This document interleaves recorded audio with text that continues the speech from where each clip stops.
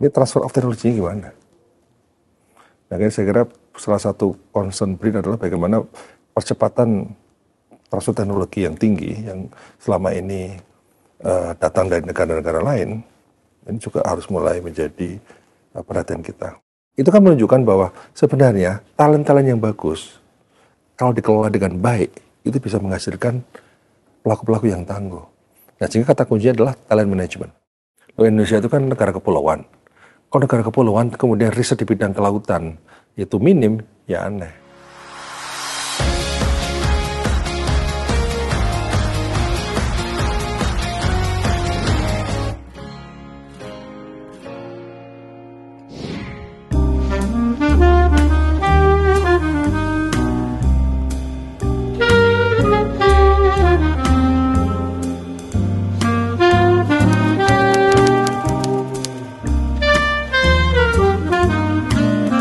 Ya, intinya BRIN itu adalah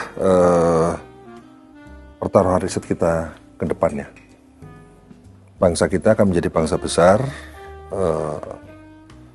kalau memiliki kekuatan riset dan inovasi yang kuat. Dan kita tahu bahwa Pak Presiden memang mentargetkan 8% pertumbuhan ekonomi. Nah, sehingga BRIN harus mampu memikirkan bagaimana meng-create inovasi dan penguatan inovasi untuk bisa menunjang pertumbuhan ekonomi 8%. Ya. Pertama adalah bagaimana kita mampu untuk proses penguatan ekonomi rakyat ya melalui jalur UMKM, di situ ada Koperasi Merah Putih dan berbagai program-program kampung nelayan dan sebagainya agar inovasi-inovasi bisa langsung diterapkan oleh masyarakat agar bisa memperkuat bisnis mereka. Yang kedua, bagaimana inovasi memperkuat perusahaan-perusahaan swasta yang sudah established maupun yang akan berkembang. Yang ketiga, ya kita investasi asing juga harus diakui kan masih terus mengalir ke kita. Nah, bagaimana proses alih teknologi ini bisa diciptakan dan diperkuat ya agar kita ini bisa mempercepat proses alih teknologi ini. Jadi jangan sampai banyak teknologi-teknologi yang kita kembangkan di Indonesia, investasi besar dilakukan oleh berbagai perusahaan asing, namun tidak ada transfer of technology. Ya pengalaman lah, industri otomotif, ada nggak transfer of technology dengan pembangunan industri otomotif sejak tahun 67-an, sekitar akhir tahun 60-an itu. Ya, kita tahu kereta api selama ini berkembang, MRT misalnya, dan juga banyak investasi di bidang transportasi. Ini transfer of teknologinya gimana? Nah, saya kira salah satu concern BRIN adalah bagaimana percepatan transfer teknologi yang tinggi yang selama ini datang dari negara-negara lain, ini juga harus mulai menjadi perhatian kita. Kita tidak harus akui bahwa kita memang perlu penguatan inovasi ini untuk percepatan industrialisasi kan, karena kita tahu bahwa yang terjadi sejak tahun 2013 ya kan deindustrialisasi kan, dengan share manufaktur terhadap PDB kan selalu menurun dan dari berapa 23% sekarang 19%, sehingga terjadi sebenarnya deindustrialisasi. Nah, PR Pak Prabowo adalah reindustrialisasi, bagaimana melakukan industrialisasi dengan hilirisasi dan sebagainya. Nah, itu strategi kita itu kan agar hilirisasi untuk bisa mensupport pertumbuhan 8%. Itu untuk konteks ekonomi ya. Jadi satu, meningkatkan produktivitas dan daya saing UMKM, kemudian dua, memajukan industri swasta, yang ketiga adalah bagaimana memfasilitasi co-development teknologi maju dunia untuk masuk ke Indonesia.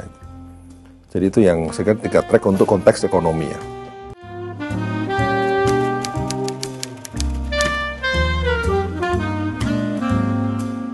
Jadi saya sampaikan kemarin kan ada 2 jenis konsolidasi ya. Satu konsolidasi horizontal, bagaimana kita bisa menjadi sumber energi baru buat industri swasta maupun kebijakan-kebijakan pemerintah.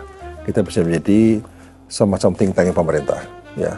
Sehingga dasar kebijakan yang diambil oleh pemerintah pusat khususnya itu science based, punya data yang kuat, punya evidence yang kuat. Nah, kita arahnya ke sana, Mas, untuk untuk konsolidasi horizontal, termasuk dengan Danantara.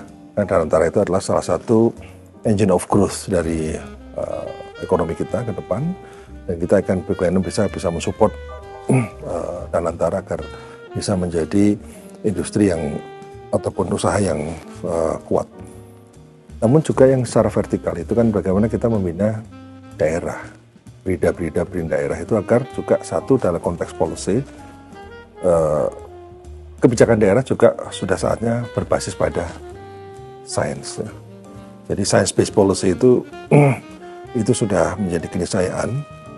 Kita tahu bahwa itu adalah politik, tapi sejauh mana kita mampu menghargai sains, menghargai data, menghargai evidence ya, menjadi basis bagi formulasi kebijakan di daerah, dan ini yang sekarang kita dorong. Kemudian kedua adalah di daerah perlunya tadi konteks kebijakan, kemudian kedua adalah konteks ekonomi. Konteks ekonomi adalah bagaimana kita bisa mempercepat pengembangan sains teknopark di daerah. Jadi daerah itu perlu percepatan ini, hilirisasi inovasi juga. Inovasi kan bisa dari mana-mana, dari inovasi daerah maupun inovasi dari daerah lain. Tapi harus ada hub yang ada di daerah untuk mendiseminasikan inovasi-inovasi itu.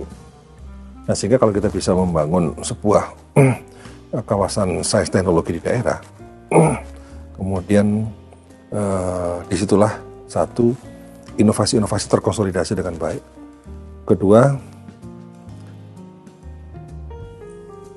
jembatan antara inovasi dengan industri itu akan semakin kuat. Karena apa? Karena di situ ada inkubator bisnis. Jadi kita harapkan bahwa inovasi-inovasi itu kemudian dikembangkan oleh perusahaan-perusahaan pemula yang perlu diinkubasi, perlu diperkuat ya dari berbagai aspek bisnis dan usaha itu. Jadi saya yakin dengan adanya BRIDA, kemudian BRIDA memfasilitasi tumbuhnya sains teknopark di berbagai daerah, maka inovasi-inovasi yang ada ini bisa cepat disebarkan. Karena saya punya pengalaman di IPB. Di IPB saya bangun sains teknopark dan sekarang sudah ada 489 startup yang kita dampingi dan sebagian sudah menjadi eksportir. Itu kan contoh bahwa inovasi-inovasi yang dikembangkan baik di luar maupun di IPB kemudian komersialisasi oleh startup itu dan kemudian bisa memasuk pasar global. Nah, kita mimpi pengalaman inilah ingin kita replikasi ke berbagai daerah. Nah, perguruan tinggi di daerah menjadi faktor penting karena disitulah sumber inovasi kan di daerah. Nggak mungkin Pemda sendiri akan melakukan penelitian, melakukan riset. Riset sebenarnya dari mana? Sebenarnya dari BRIN dan sumber dari perguruan tinggi. Itu sumber inovasinya, sumber invensinya kan dari sini. Ketika sumber invensi dari BRIN dan juga dari perguruan tinggi, kemudian kita konsolidasi, dan kemudian melalui institusi sains teknopark di daerah itulah kemudian itu bisa dikembangkan. Sehingga akan muncul banyak pelaku-pelaku usaha di daerah yang baru, yang didesain dan diinkubasi, ya, sehingga punya kalau diinkubasi berarti dia dia berkembang by design. Ya. Selama ini kan banyak perusahaan-perusahaan baru UMKM berkembang ya alamiah saja tanpa desain. Nah, dengan desain berarti kan ada perencanaan, ada pendampingan, ada mentoring, ada apa yang saat ini perlu sekali. Nah, sehingga kita harus kolaborasi nanti dengan Kementerian Koperasi, Kementerian UMKM ya dalam rangka untuk membangun ekosistem yang ada di daerah. Sebenarnya kan kalau kita bisa menyelesaikan daerah, ekonomi di daerah, ini kan kekuatan daerah akan menjadi tinggi dan kemudian resilient. Ekonomi akan resilient. Kenapa? Kalau ekonomi berkantor di Jakarta, maka resiliensi ekonomi kita akan semakin rapuh.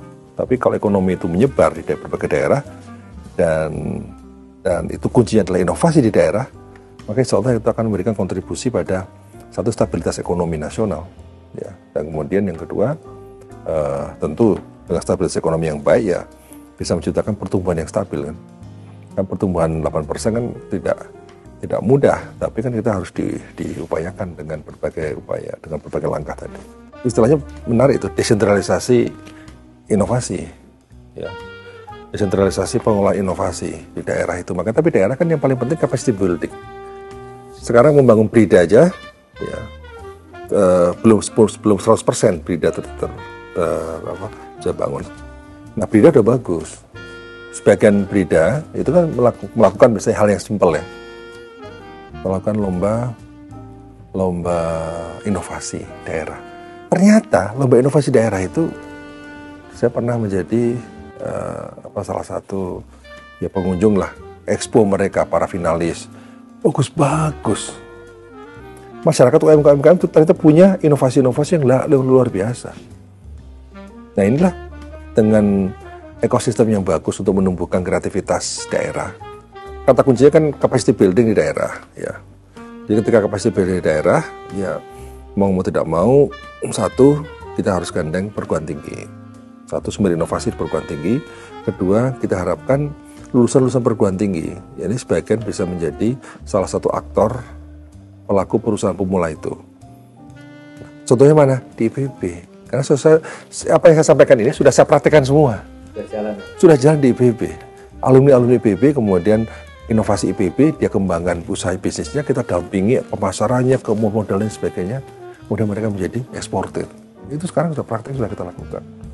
Nah, sehingga kita berharap juga nanti talent-talent yang bagus di bidang entrepreneur dan technopreneur di daerah itu, khususnya dimiliki oleh perguruan tinggi, ini bisa disiapkan sejak awal mereka masuk. Pengalaman kami di IPB misalnya, mahasiswa baru masuk IPB itu kan kita ada talent mapping. Dari talent mapping itu kemudian teridentifikasi berapa persen yang ingin menjadi pengusaha, berapa persen yang menjadi profesional, berapa persen yang ingin menjadi peneliti, birokrat, politisi dan sebagainya. Ternyata yang ingin menjadi pengusaha ada 25%. Nah, 25% itu diapain? Nah, kita tahun pertama ada programnya, tahun kedua ada business planning, business incubation, business mentoring dan sebagainya, ada startup school, ada CEO school.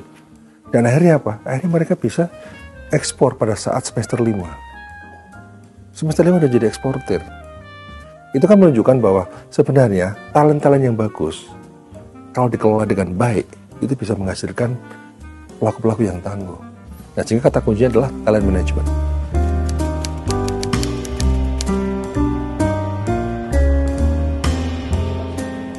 Ya, memang ya mau tidak mau itu tetap harus kita gunakan karena itu justru kekuatan kita. Jadi kekuatan kita adalah satu, diri sendiri dengan fasilitas yang ada, itu harus benar-benar dimaksimalkan ya pemanfaatannya. Karena kita berkaca pada pengalaman yang ada di Jerman. Di Jerman itu ada namanya Max Planck Institute. Ya. Max Planck itu untuk basic science. Nah, dulu ex-LIPI kan banyak mengembangkan di basic science. Ya. Max Planck Institute itu untuk TRL, Technological Readiness Level 1-3. Kemudian kita harus memahami bahwa Max Planck Institute pure dibayar oleh negara. Kemudian masuk ke institusi yang kedua, yang namanya Leibniz Institute. Nanti saya kirim itu ya, Leibniz Institute. Leibniz itu lebih applied. Itu kurang lebih sekitar TRL 4-6. Ya. Kemudian yang ketiga adalah Fraunhofer, yang lebih pada komersialisasi inovasi. Institusi itu banyak dibiayai oleh swasta. Jadi bagaimana misalnya MP3 kan tahu kan? Nah itu kan dari sini, dari institusi yang terakhir ini. Ya. Genome editing peraih Nobel itu dari Max Planck Institute. Nah, BRIN ada tiga-tiganya. Nah memang bobot kita sekarang ini adalah bobot untuk yang tengah dan yang ketiga ini, yang applied. Karena untuk yang basic, mau tidak mau kita harus gandeng perguruan tinggi. Nggak bisa enggak. Karena sumber saintis sebagian besar dari perguruan tinggi. Seperti Max Planck. Max Planck itu ada di mana? Di kampus. Tapi punya siapa? Itu bukan punya kampus. Tapi ada di kampus. Siapa isi yang dalamnya? Profesor, mahasiswa di situ, peneliti. Nah itu sama dengan genomics. Udah pernah lihat lab genomics di Cibinong? Nah canggih sekali kan? Nah Ya, kita harapkan di situ juga akan banyak profesor-profesor, guru besar dari berbagai perguruan tinggi, mahasiswa postdoc, penelitian di situ, ya. Ya, itulah yang memperkuat basic science. Nah, jadi karena kita sebenarnya arahnya adalah untuk support pembangunan, berarti itu kan applied science, applied research, riset terapan. Tapi karena pada kenyataannya kita sudah ada fasilitas ada itu, ya masa itu dibiarkannya, sayang juga. Ya, saya kira 3 jenis institut yang ada di Jerman itulah BRIN kita. Kita ingin sebanyak-banyaknya orang memanfaatkan fasilitas BRIN. Canggih betul, Pak. Ada beberapa alat yang memang hanya ada di BRIN di Asia Tenggara ini. Canggih alatnya. Jadi investasi yang sangat besar. Nah, belum lagi kapal research. Ya. Kapal research sekarang sedang proses pengadaan baru kapal riset itu. Dan kapal riset kita itu Baruna, ya, Baruna Jaya itu. Baruna sekarang kita punya 5, nah sekarang sebagian mau diperbaiki, ya, tapi kita sedang proses untuk pengadaan yang baru. Dan pengadaan baru kapal ini menurut saya sangat penting sekali agar kita bisa advance dalam riset laut dalam. Indonesia itu kan negara kepulauan. Kalau negara kepulauan kemudian riset di bidang kelautan itu minim, ya aneh. Sehingga riset di bidang kelautan harus kuat. Nah, supaya kuat apa ya fasilitas risetnya, kapal-kapalnya harus banyak. Cina itu, Sun Yat-sen University, satu perguruan tinggi punya satu kapal. Sebesar kapal kita, ketika Baruna itu. Xiamen University punya 1 kapal. Di Korea namanya Pukyong University punya kapal gede.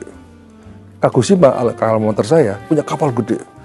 Mengapa riset-riset di Taiwan, di Korea, riset-riset di Jepang, riset di Tiongkok berkembang pesat? Ya, karena memang mereka punya infrastruktur yang wow gitu. Dan itu investasi yang harus mau tidak mau harus harus kita lakukan.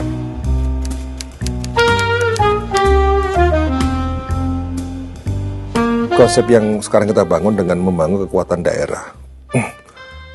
Daerah akan bisa besar, sekali lagi ekonomi akan semakin kuat kalau ada inovasi yang kuat, ada talent yang kuat, ada SDM yang kuat.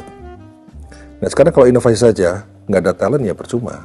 Nah, sehingga yang kita perlukan sekarang itu adalah talent untuk periset yang tangguh, serta talent untuk bisnis, memanfaatkan inovasi-inovasi itu. Ya. Nah, sekarang kalau periset itu memang harus banyak di daerah, karena masalah daerah harus diselesaikan secara spesifik di daerah.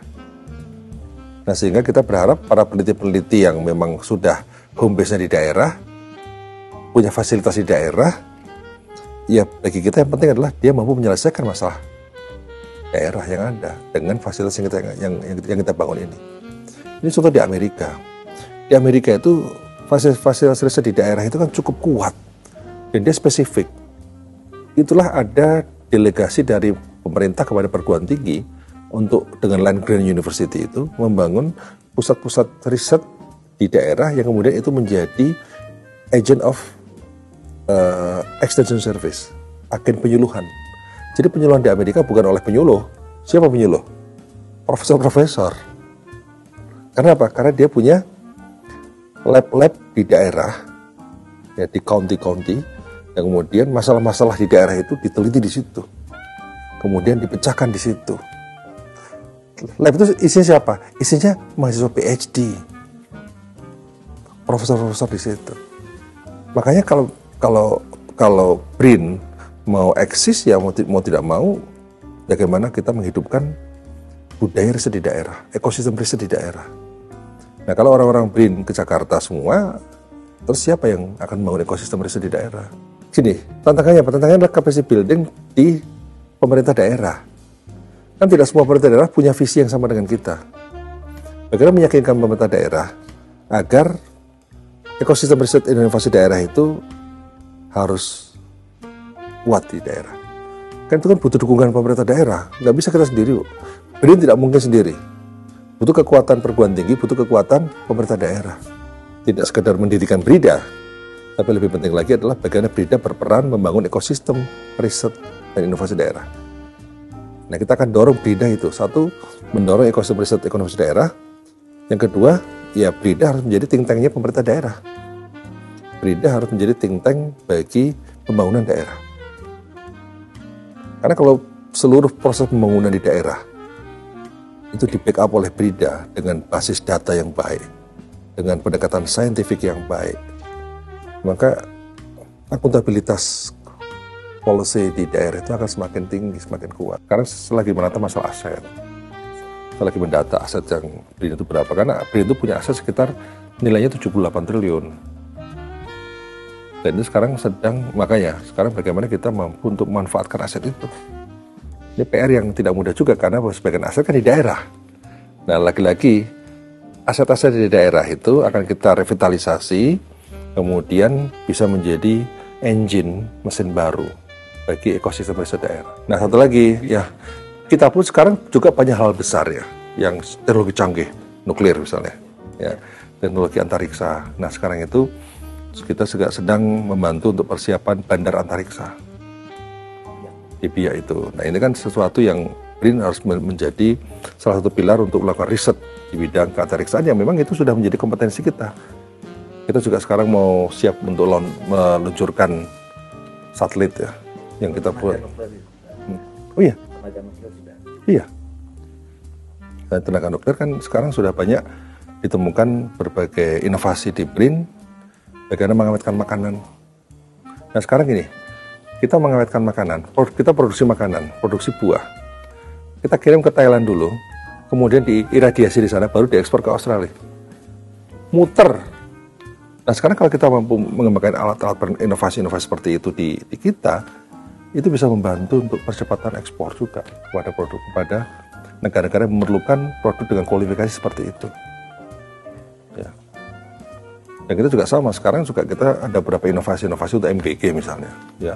Tools-tools yang bisa digunakan untuk mendeteksi makanan yang sudah basi, kemudian tadi juga ada inovasi gudang yang untuk pengawet tanpa zat pengawet.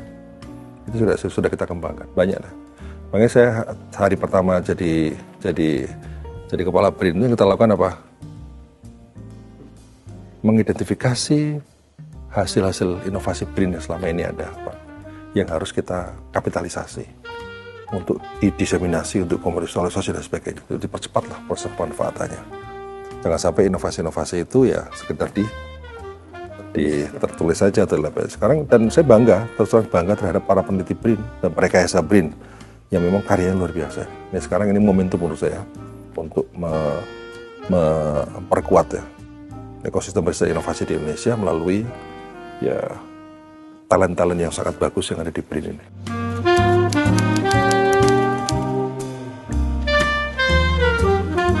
Jadi untuk quick win sekarang sedang kita rumuskan, tapi yang jelas quick win yang sifatnya internal sudah beberapa hal kita selesaikan. Nah, sekarang kita menyelesaikan masalah SDM masalah home base itu. Nah, kemudian kedua masalah aset sekarang kita tuntaskan. Nah, itu sudah inventarisasi. Sekarang penyelesaian aset berbagai kasus yang ada ya kita akan selesaikan. Jadi memang, dan kemudian yang kedua tentu saya tidak akan hanya bertumpu pada masalah yang ada di internal, tapi justru sekarang penting adalah BRIN juga harus outward looking, bagaimana melihat prospek pendanaan alternatif untuk riset misalnya kita bangun contoh BRIN Trust Fund misalnya. Nah, itu kan contoh kekuatan model alternatif pembiayaan riset yang tidak hanya semata-mata bertumpu pada APBN.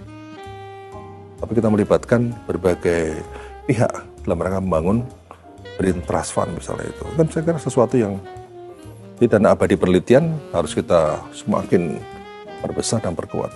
Makanya saya mendorong agar penelitian di BRIN itu transdisiplin. Jadi sosial humaniora jangan sosial humaniora aja. Pangan jangan pangan saja. Transportasi jangan transportasi saja. Energi jangan energi saja. Jadi antara nuklir dan pangan harus kerjasama. Dan bagaimana menyelesaikan masalah pangan dengan teknologi nuklir kalau nggak bekerjasama? Gimana ceritanya? Sehingga sosial itu bisa bekerjasama dengan semua organisasi riset. Dan kemudian yang kedua ya mau nggak mau ya berbagai kebijakan soal kependudukan kan itu orang-orang yang ada, teman-teman kita yang ada di mana? Ada di OR. Sosial humaniora kan bisa menyelesaikan masalah keluarga, isu-isu tentang anak, riset tentang itu kan. Itu yang ada isu-isu yang spesifik, yang bidang sosial, ada isu-isu yang memang harus diselesaikan dengan transdisiplin. Ada rencana, misalnya organisasi pusat riset perikanan tangkap, itu nggak ada. Sekarang perlu diperkuat. Lah gimana kita negara kepulauan, potensi perikanan tinggi, tapi nggak ada riset perikanan tangkap. Adanya riset budidaya, ya kan? Tangkap nggak ada, makanya kita tangkap harus kita perkuat. Riset unggulan kan kita mengikuti apa yang mengawal apa yang disampaikan oleh Pak Presiden. Pangan, energi, air. Itu yang kemudian berikutnya turun ada kan, ada yang kesehatan, bagaimana menghasilkan vaksin-vaksin, bisa menghasilkan obat-obat fitofarmaka. Ya. Dan fitofarmaka kan memperjuangkan obat herbal, tanaman obat menjadi fitofarmaka, itu kan butuh riset yang canggih, Mbak. Jadi artinya apa? Artinya banyak produk riset inovasi dari hasil teknologi tinggi, tapi kemudian dimanfaatkan oleh rakyat kecil biasa. Ya kan? Jadi kalau kita sudah bisa, artinya itu kan dari dunia rakyat sehari-hari kan, rakyat sudah bisa melihat situasi yang kenyataan fakta sekeliling mereka, bagaimana sumber daya yang ada di mereka, dan kemudian sumber daya obat-obatan itu kemudian diriset oleh ahlinya, khasiat-khasiatnya teridentifikasi, kemudian diajukan menjadi fitofarmaka. Nah, sehingga kalau menjadi fitofarmaka kan dokter berhak untuk memberikan resep. Sekarang kan nggak bisa. Dokter ngasih resep jamu kan nggak bisa. Tapi fitofarmaka kan bisa. Nah, karena itu kan itu menggambarkan apa? Sebenarnya riset-riset yang tinggi-tinggi itu ya pada akhirnya dimanfaatkan oleh masyarakat menjadi obat, menjadi apa gitu. Jadi tidak semua yang ada di masyarakat itu adalah riset-riset dengan kategori teknologi tepat guna. Tapi sebagian produk-produk yang berada di masyarakat bisa aja adalah hasil riset yang tinggi. Bisa menjadi fitofarmaka atau tidak menjadi fitofarmaka. Misalnya gini, Torbangun itu adalah dedaunan yang dipakai oleh masyarakat Sumatera Utara untuk memperlancar ASI, air susu ibu. Bagi orang hamil, kalau di Jawa daun katup, gitu kan? Nah, di sana adalah daun Torbangun. Tapi masyarakat bisa membuktikan nggak? Kan masyarakat hanya buktikan, hanya empiris saja. Persepsi kemudian empiris. Tapi tidak bisa membuktikan aspek saintifiknya. Mengapa begini, mengapa begitu.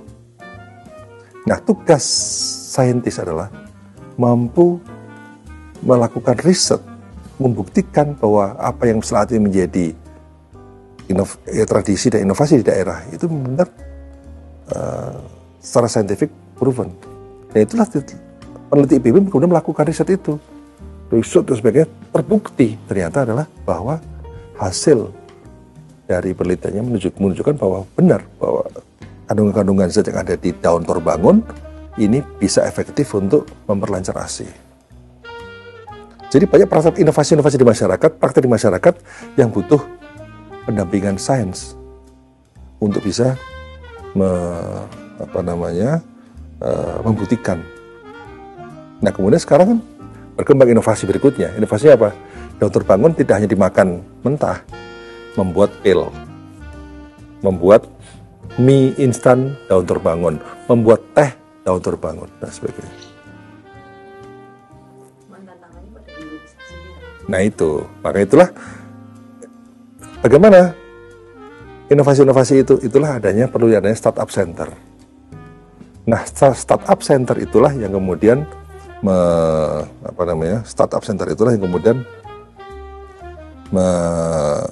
mendampingi satu